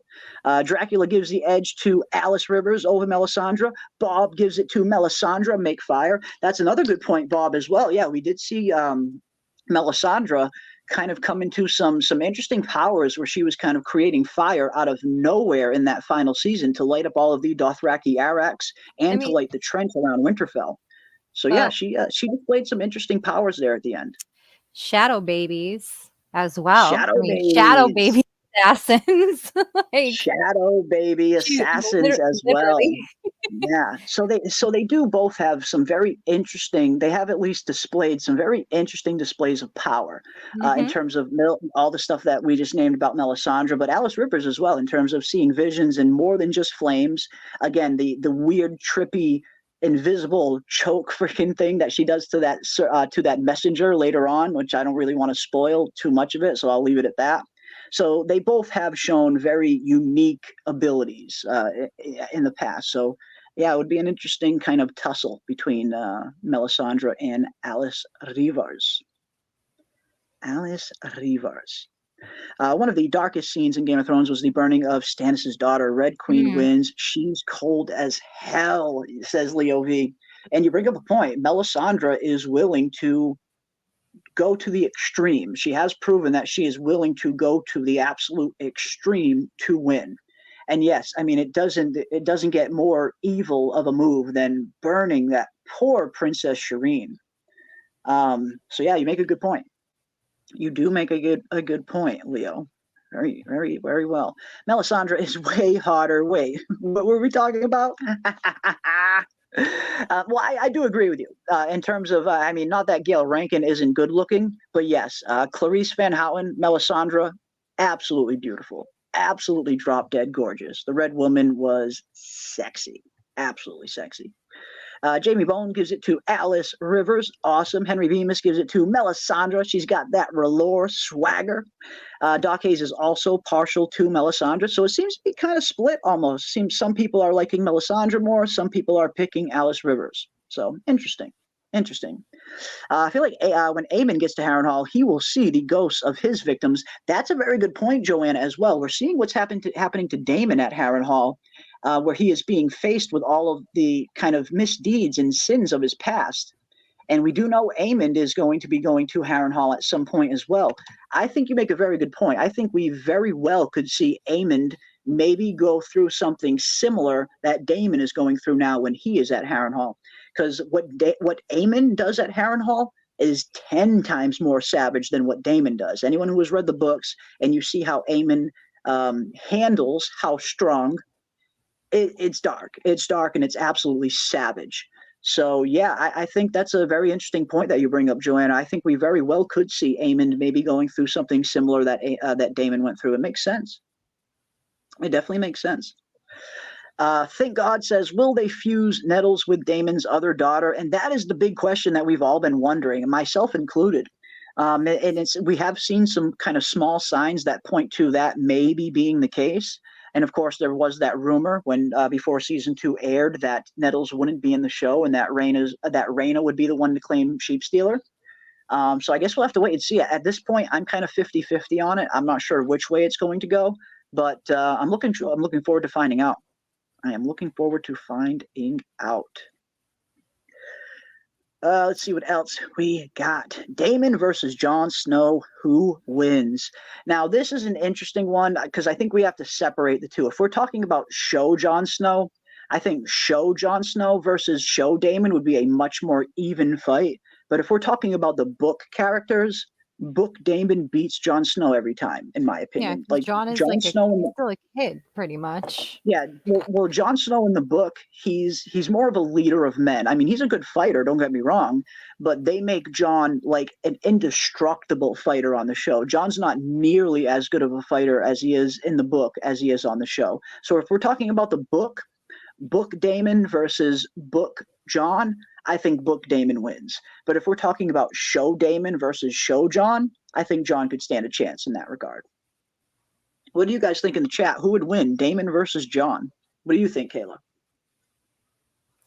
Anyone that wields Dark Sister is more than likely going to be a badass. You know, that's like pretty much like you got to earn that sword. So yeah. And I am the biggest Jon Snow simp, but the reality is it's Daemon. So maybe both book and show. Daemon couldn't even handle Kristen. Well, yes and no. I mean, if you go back and actually watch that scene, Daemon had Kristen beat. It wasn't until Daemon turned around and turned his back on him and starts getting all cocky and Daemon gets all cocky. He starts cheering to the crowd and all of that. But until that point, Daemon kind of had Kristen beat, and then he took his eyes off his opponent. He starts cheering. He starts, putting his hands up in the air, which gives Kristen enough time to sweep Daemon off of his feet and get the win. But before that, Daemon was getting the better of Kristen until he let his guard down. So there is that. In the book, Kristen kind of defeats Daemon much more swiftly. But on the show, Daemon was getting the better of Kristen until he kind of let his guard down. But I think it would be a much more even fight if it was show Daemon versus show Jon. But book Jon versus book Daemon, I think Daemon wins every time. Daemon's someone was saying Daemon's way more battle tested, and he is. Yeah, he's way more battle tested. I'm trying to think. If depending on where the book goes, I think you can ask this question again later down the line, just because Jon did hold his own against Mance.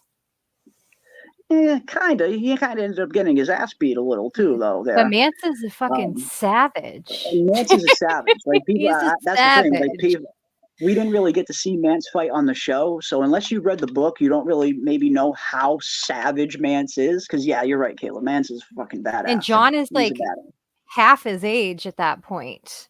Yeah. So I mean, Corn Halfhand, but I get the feeling Corn Halfhand might have let him win just to kind of keep the ruse up of Jon getting in undercover with the Wild One. Ghost was there too. But, so yeah. But no, he had some assistance with Ghost. I mean, I feel like there's a better matchup that you guys could think of. There's way better matchups. Absolutely. There's a lot of really good close ones that we could think of, but then we'd be here all day. I feel like that got to be an episode. That got to be. Maybe we'll do one of those streams where we do do a battle stream. like top 10 fighters in Westeros history. Obviously, Oh, we know yeah. Sir Barristan and Arthur Dane are going to be 1 and 2, there. but we can definitely 1 and 2. George has confirmed that Arthur Dane is the best fighter in the book, with Barristan Stelmy being second. So that's 1 and 2. That can't really be debated because that comes right from the author. But from 3 down, we can debate the rest of those all day and put who knows there, whether it's Jaime, the Red Viper, Daemon Blackfire, Aegon the Dragon Knight. I mean, there's a lot of good candidates. I mean, I think Bronn could even be on that list because it's not that Bronn. Well, reread what he says with the Mountain, because it's not that he wouldn't fight the Mountain. It's not that he wouldn't. So I don't know. I don't know. And they will describe Bronn like he's as quick and quiet as a cat. Like Bronn does have skills. You can't take that away from him. So he can handle himself. Absolutely. But no, that could be fun. I'd be down to do that, like a top 10 fighters in Westeros history. We could do a stream on that. Definitely.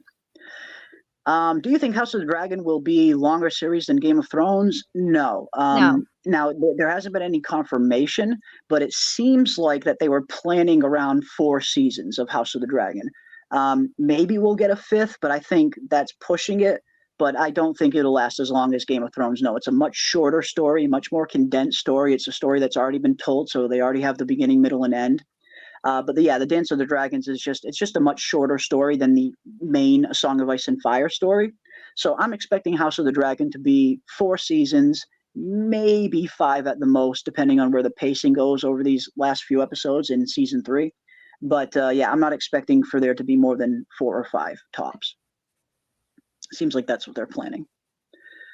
Seems like that's what they are planning. And but Luna Cascade asks on Dragons. Now, that's another interesting fight. If we are having Daemon and Caraxes versus Jon and Rhaegal, Daemon and Caraxes win every time. Every single time Daemon and Caraxes beat Jon and Rhaegal. Every time. At least in my opinion. Yeah, Caraxes versus Rhaegal. Yeah, I got to give that to Caraxes. Caraxes is just, he's the man. He's way more battle tested. And Daemon is just a more experienced dragon rider. Mm-hmm. So. Yep. And but as you say, Greek Girl, Jon does also have Valyrian steel. So in terms of the swords, Dark Sister versus Longclaw, they both have Valyrian steel. Not necessarily about the Valyrian steel. It's about who has yielded Dark Sister, though. Too.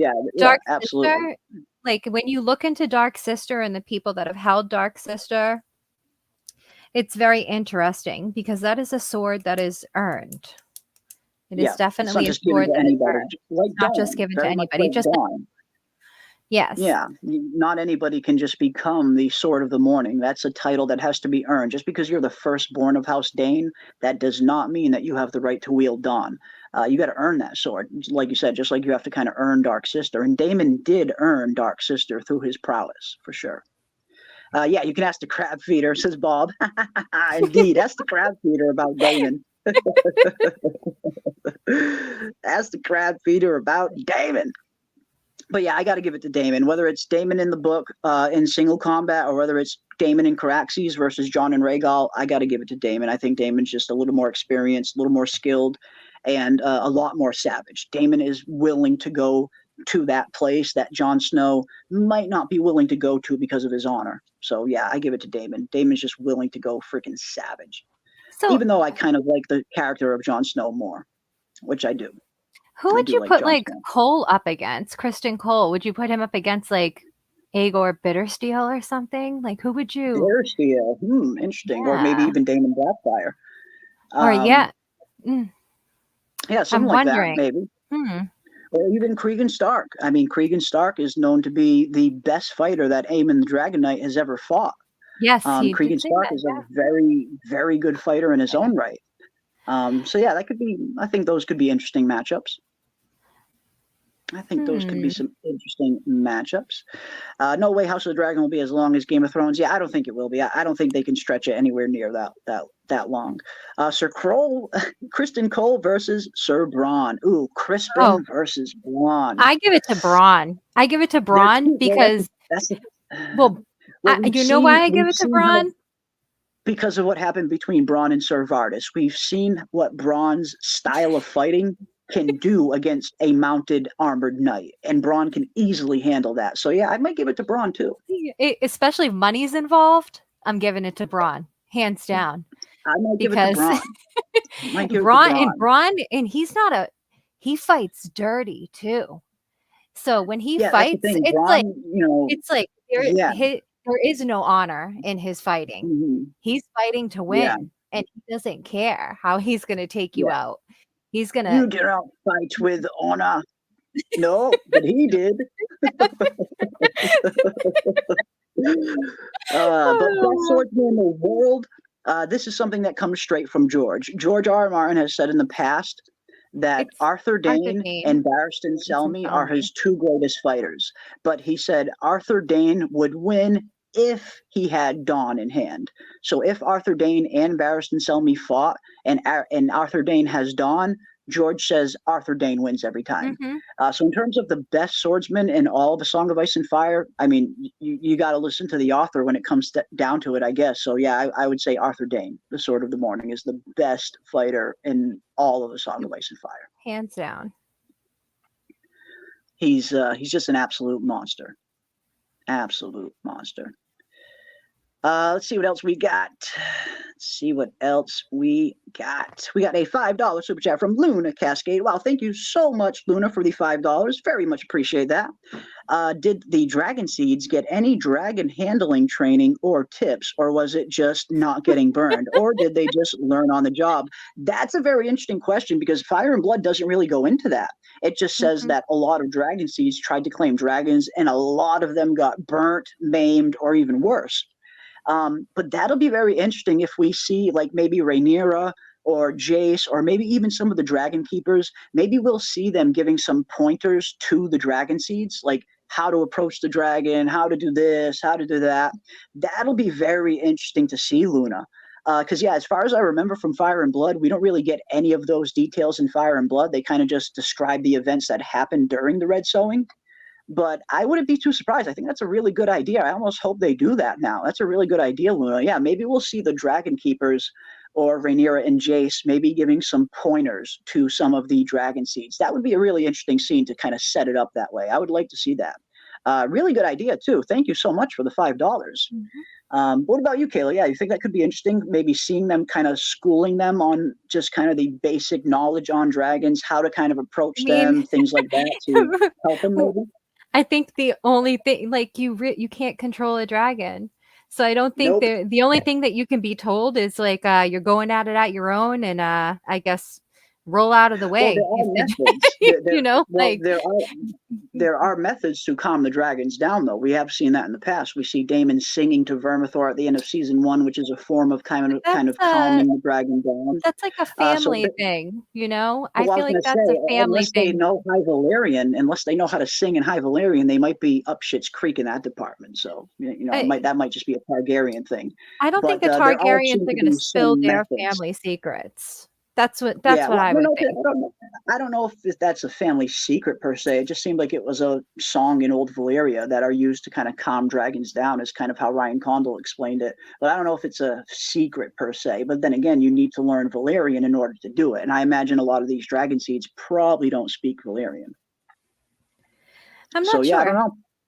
I don't know. I guess we'll see. Just don't get burned. That's it. You're going at it at your own. I mean, you're risking your life to do this. Hope it's successful. Good luck. Don't get burned. There's your advice. That's it. Finito. Good luck. Kick him out the door. That's it. Yeah, I don't know. But I think it could be a pretty interesting scene if we saw some of the Dragon Keepers potentially going over some do's and do nots around the dragons to some of the Dragon Seeds, maybe giving them some pointers. Could be an interesting scene. Could be an interesting scene. It could be. But ladies and gentlemen, we are getting closer and closer now. We are just 13 minutes away from House of the Dragon, Season 2, Episode 6, loading up on our screen. So I guess before we close it down, Final final predictions.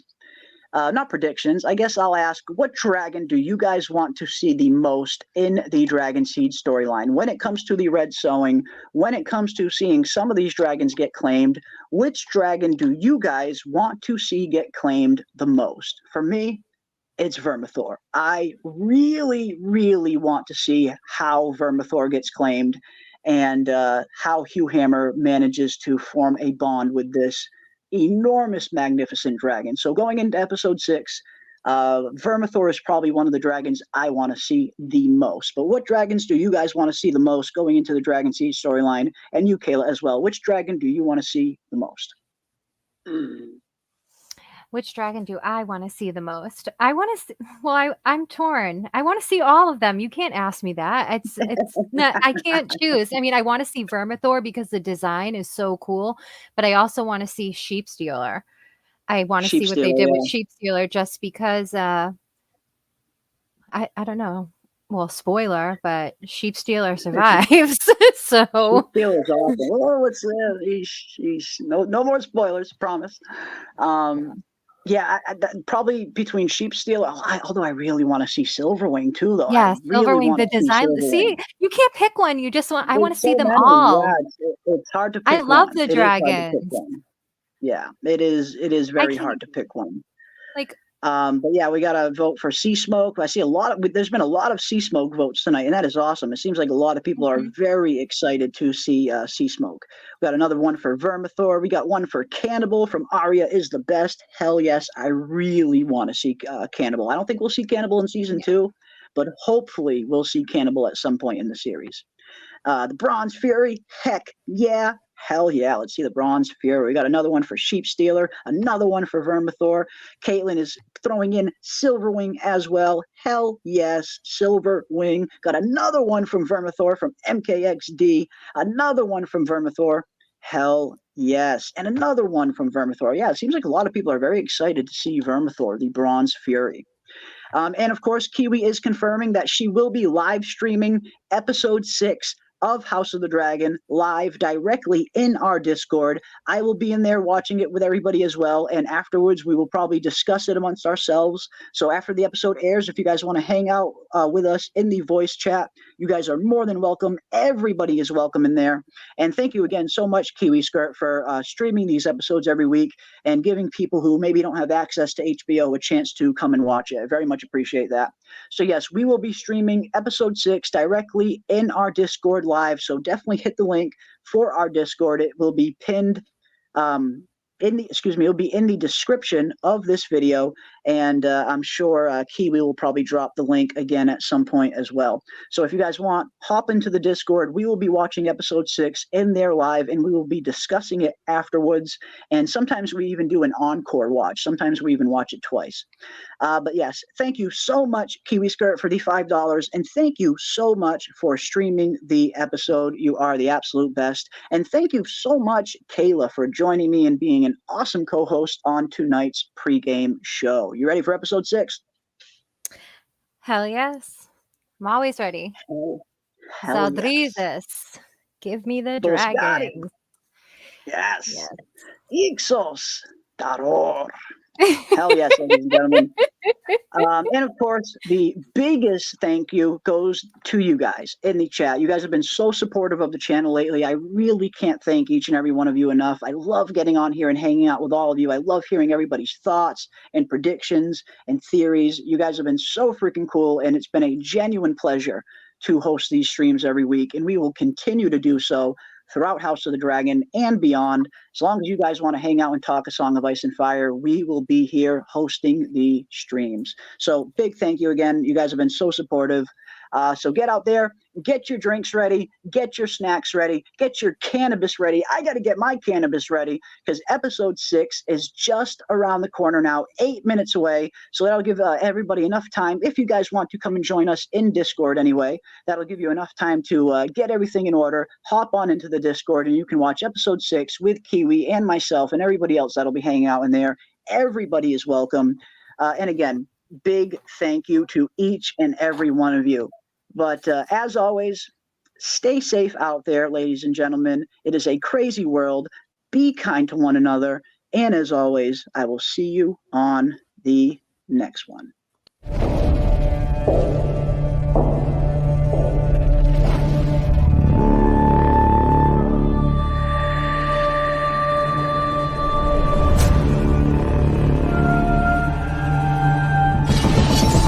Gods.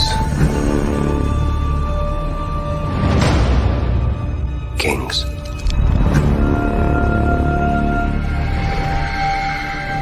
Fire.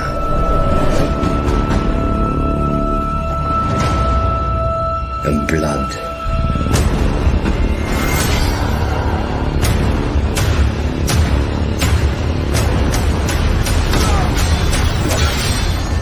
Dreams didn't make us kings. Dragons did. The threat of war looms.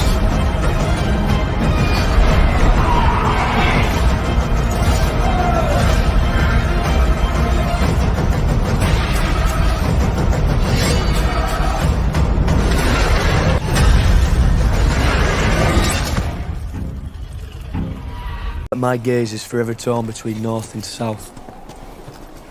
In winter, my duty to the wall is even more dire than the one I owe to King's Landing. I need my...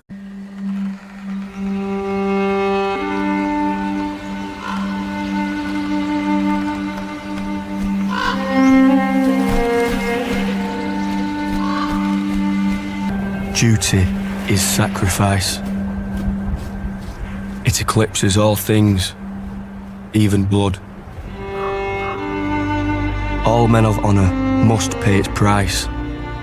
North owes a great duty to the Seven Kingdoms, one older than any oath. Since the days of the first men, we have stood as guardians against the cold and the dark. But my ancestor, Torrin Stark, began a tradition by making an offering at the onset of winter. 1 in 10 men from our household was to be chosen to fortify the watch. This is not a sentence, but an honour. A duty embraced by all who serve the North. Even by mine own kin. The North must stand ready. Winter is coming. It's never been attempted before. To claim a dragon, you must also be prepared to die. If Damon prevails in the Riverlands, I no longer have the numbers to challenge him. My uncle is a challenge I welcome, if he dares face me. You have the arrogance of youth. Dignities of your childhood not yet sufficiently been avenged. We will still never match the strength of the Green Armies. We need Damon. It is my fault that you have forgotten to fear me.